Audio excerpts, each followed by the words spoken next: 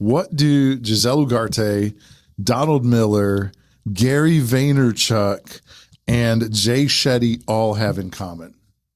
Well, I'll tell you, they were all at KW, that's Keller Williams Realty Family Reunion event in 2026, which was just a couple of weeks ago. And today I'm going to be taking you through, look, I've actually got 38 pages of notes and takeaways. We're going to start with Giselle. I believe you say her name, Ugarte. It's Giselle Ugarte. Anyway, so she is a big social media influencer and has done just a ton on social media. And she had such a powerful message. Number one, she talked about identify your you. The foundation of your content is knowing who you are showing up as. The questions you got to ask yourself are, who do I need to be for my audience?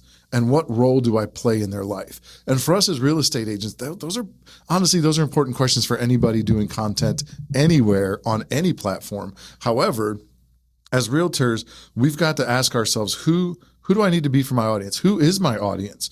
And what role do I play in their life, right? She talked about some examples.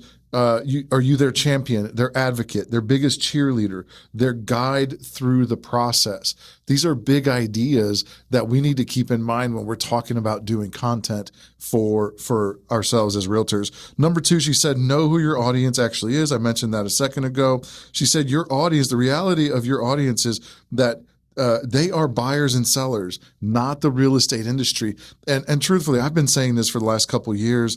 And, there was a time when I actually began doing it and then I stopped because I got back into a leadership role, but I actually considered deleting and unfriending real estate agents. And I hate to put that out there publicly on YouTube like this, but that's the reality of it. Because if you look at your post as a real estate agent, you post a new listing, you post a closing, you post whatever it is, like this beautiful house that you're going to look at, an open house, whatever, like you post that on Facebook or Instagram, and the majority of the time, the majority of the audience who is liking, hearting, and commenting is real estate industry people. It's other real estate agents. It's other people just like you and me.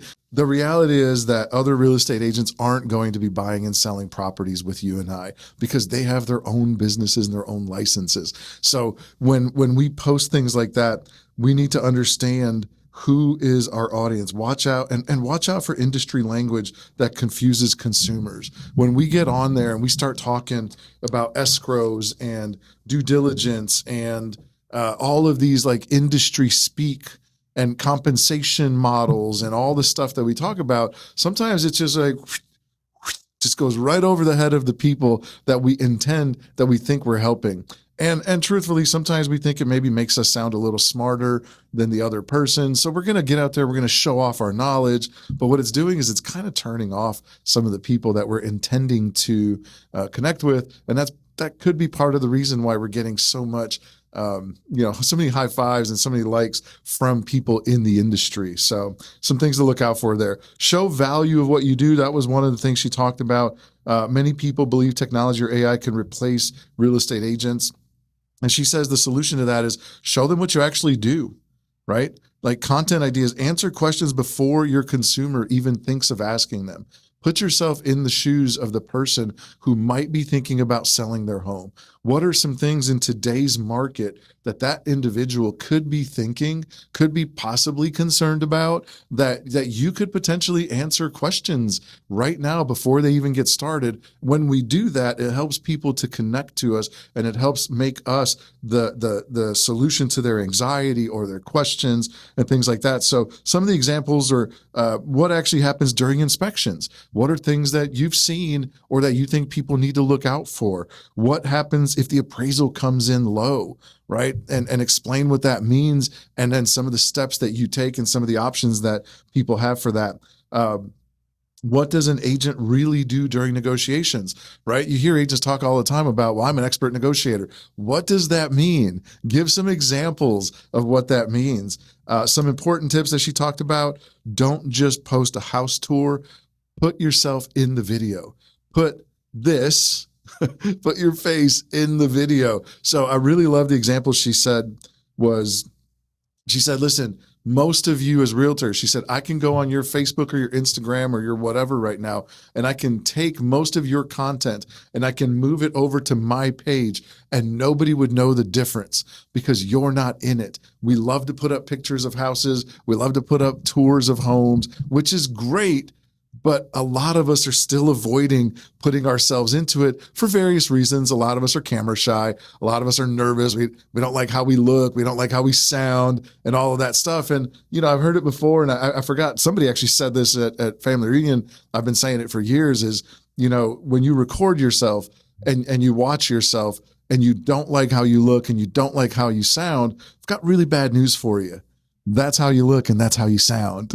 And people still love you just the way that you are because you're showing up, authentically. It's you. You have friends, you have family, you have acquaintances, you have people that you run into all the time who value you for who you are and how you are.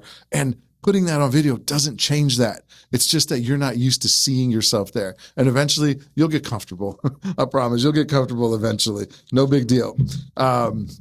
Let's see what else.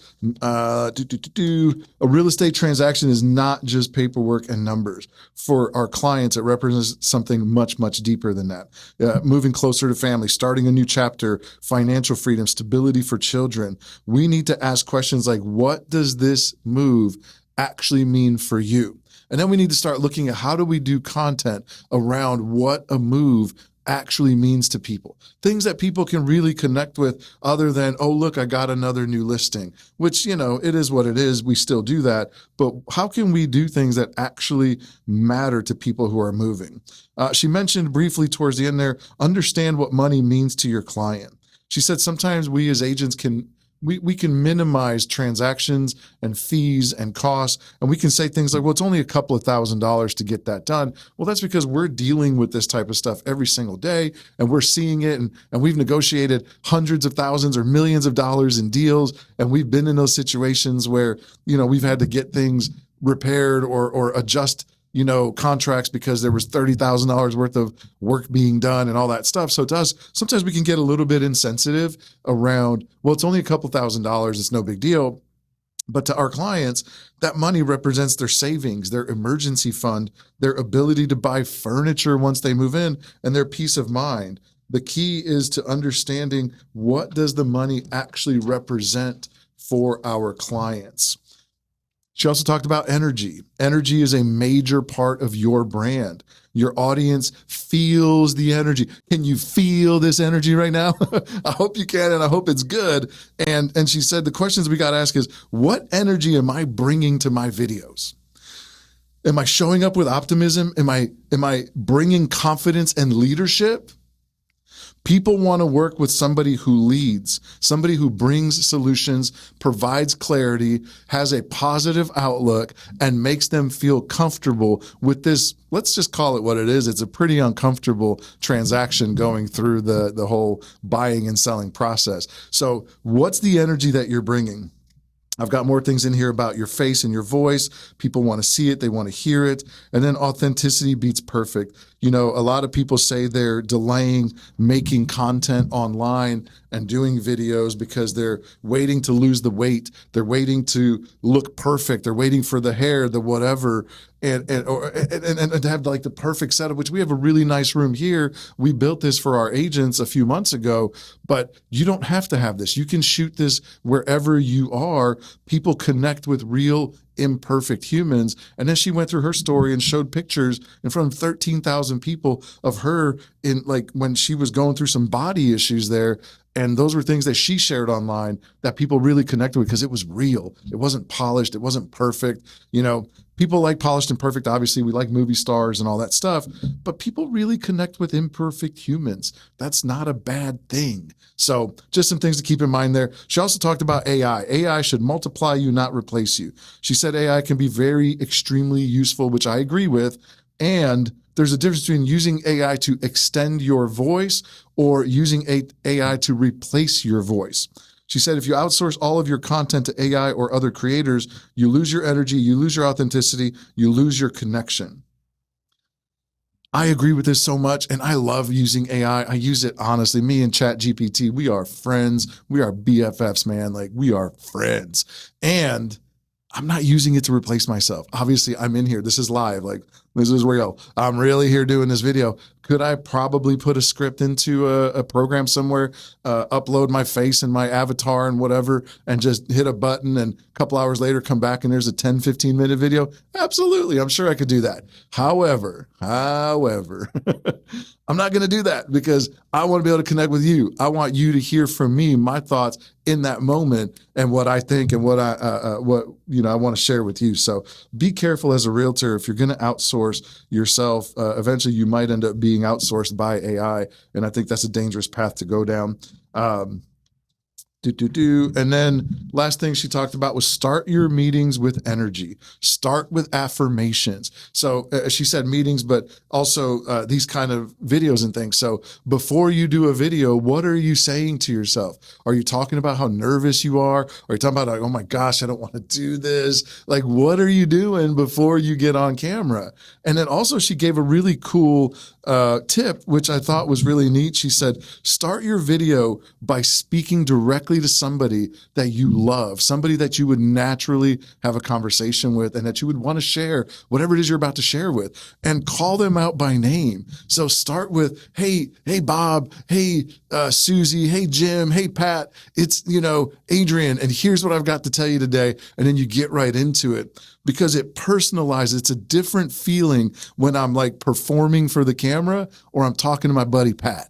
If I'm just going to talk to Pat and I'm going to tell him about these really cool things that I learned today, like, that's going to come across different than, hey, I just got to report this stuff because I'm trying to get this content done. You can edit out that part in the beginning, because obviously you don't want your videos to start with, hey, Pat, hey, Bob, hey, Sue, you know what I mean? But anyway, I thought that was a really good tip to warm things up and to create this better dynamic with you and your camera. So